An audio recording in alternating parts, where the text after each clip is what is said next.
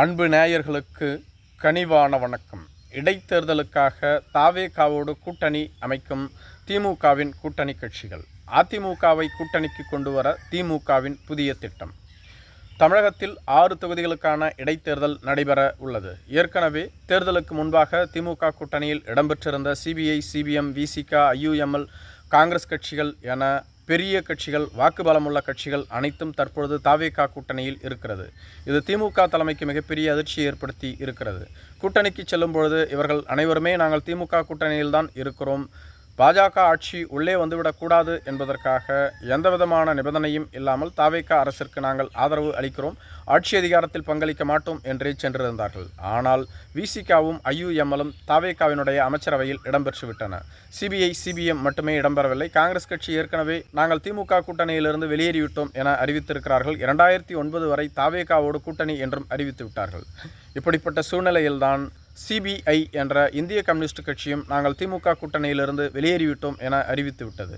சமீபத்தில் 60 ஆண்டு காலமாக திமுக கூட்டணியில் பயணித்து வந்த ஐயுஎம்எலும் வெளியேறுவதாக அறிவித்துவிட்டது. இப்படி திமுக கூட்டணியில் இருக்கக்கூடிய வாக்குபலமுள்ள மிகப்பெரிய கட்சிகள் தொடர்ச்சியாக திமுக கூட்டணியிலிருந்து வெளியேறி வருவது திமுக கூட்டணியின் பலத்தை குறைத்திருப்பதாகவே சொல்லப்பட்டு வருகிறது. இடைத்தேர்தலில் திமுக ஒரு வலிமையான கூட்டணியை உருவாக்கி தாவேகாவை எதிர்த்தால் மட்டுமே தாவேகாவை வீழ்த்த முடியும். ஏற்கனவே சட்டமன்ற தேர்தலில் 25 கூட்டணி கட்சிகளோடு திமுக தலைமை களம் கண்டது. அந்த தேர்தலிலேயே தாவேகாவிடம் கோட்டை விட்டுவிட்டது.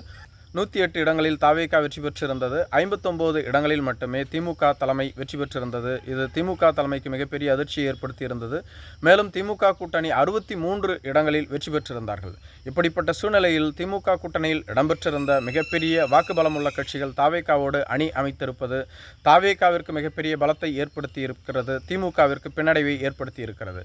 எனவே இந்த வாக்கு இழப்பை சரி செய்வதற்காகவும் மேலும் தங்களது இழந்த பலத்தை மீண்டும் நிலைநாட்டிக் கொள்வதற்காகவும் திமுக தலைமை அதிமுகவோடு கூட்டணி பேச்சுவார்த்தையில் ஈடுபட்டு வருவதாக சொல்லப்பட்டு வருகிறது. இதற்கு வலு சேர்க்கும் வகையில் மார்க்சிஸ்ட் கம்யூனிஸ்ட் கட்சியின் பொதுச் செயலாளரான சண்முகம் அவர்கள் திமுகவும் அதிமுகவும் எதிர்காலத்தில் கூட்டணி அமைக்கலாம், தாவேகா ஒரு வலிமையான கட்சியாக தமிழகத்தில் உருவெடுத்து விட்டது, தாவேகாவை வீழ்த்த வேண்டும் என்றால் அது இருவரும் கட்சிகளால் மட்டுமே முடியும், மேலும் இரு கட்சிகளும் தனித்து களம் கண்டதால் தான் இந்த தேர்தலில் தோல்வி அடைந்து விட்டார்கள், இரு கட்சிகளும் எதிர்காலத்தில் கூட்டணி அமைத்தால் கண்டிப்பாக தாவேகாவை வீழ்த்த முடியும் என குறிப்பிட்டிருந்தார். ஏற்கனவே தேர்தல் முடிந்த உடனேயே விஜயை முதலமைச்சராக்கிவிடக்கூடாது என்பதற்காக திமுகவும் அதிமுகவும் திரைமறைவில் பல்வேறு நாடகங்களை நடத்தியது. குறிப்பாக எடப்பாடி பழனிசாமியை முதலமைச்சராக்கிவிட்டு திமுக அமைச்சரவையில் இடம்பெறாமல் வெளியிலிருந்து ஆதரவு நல்குவது என்ற ஒரு திட்டம் ஆரம்பத்தில் முன்வைக்கப்பட்டது. இதற்கு திமுகவின் கூட்டணி கட்சிகள் ஒப்புக்கொள்ளவில்லை என்பதனால் திருமாவளவனை முதலமைச்சராக்கிவிட்டு அதிமுகவை சேர்ந்தவர்கள் அமைச்சராகி கொள்ளலாம், திமுக வெளியிலிருந்து ஆதரவு கொடுக்கும் என 2வது ஆப்ஷனும் முன்வைக்கப்பட்டது. இது எதுவுமே நடைபெறவில்லை. இப்படிப்பட்ட சூழ்நிலையில்தான் தாவேகாவை வீழ்த்த வேண்டும் என்றால் திமுக அதிமுக என்ற இருவரும் கட்சிகளினுடைய கூட்டணி தேவை என பலர் கூறி வருகிறார்கள். மேலும் ஏற்கனவே பாட்டாளி மக்கள் கட்சியினுடைய தலைவரான அன்புமணி ராமதாஸ் அவர்களும் தாவேகாவை இந்த தேர்தலில் வீழ்த்த வேண்டும் என்றால் பொது வேட்பாளர் தேவை, எனவே தமிழகத்தில் உள்ள அனைத்து எதிர்க்கட்சிகளும் ஒருங்கிணைந்து தாவேகாவிற்கு எதிராக கூடி பேசி ஒரு பொது வேட்பாளரை நிறுத்த வேண்டும் என கேட்டுக்கொண்டிருக்கிறார். மேலும் பாட்டாளி மக்கள் கட்சியின் சார்பில் அதிமுகவிடம் மதுராந்தகம் தொகுதியை கேட்டு வருவதாக சொல்லப்பட்டு வருகிறது. பாஜக அம்பாசமுத்திரம் தொகுதியையும் அமமுக திருச்சி கிழக்கு அல்லது விராலிமலை தொகுதியையும் கேட்டு வருவதாக சொல்லப்பட்டு வருகிறது. ஆனால் அதிமுக இதற்கு மறுப்பு தெரிவித்திருப்பதாகவும் சொல்லப்பட்டு வருகிறது. 6 தொகுதிகளிலும் தங்களது வேட்பாளர்களை களமிறக்க அவர்கள் திட்டமிட்டிருப்பதாக சொல்லப்பட்டு வருகிறது. திமுகவும் 6 தொகுதிகளிலும் தங்களது வேட்பாளர்களை களமிறக்க திட்டமிட்டிருப்பதாக சொல்லப்பட்டு வருகிறது.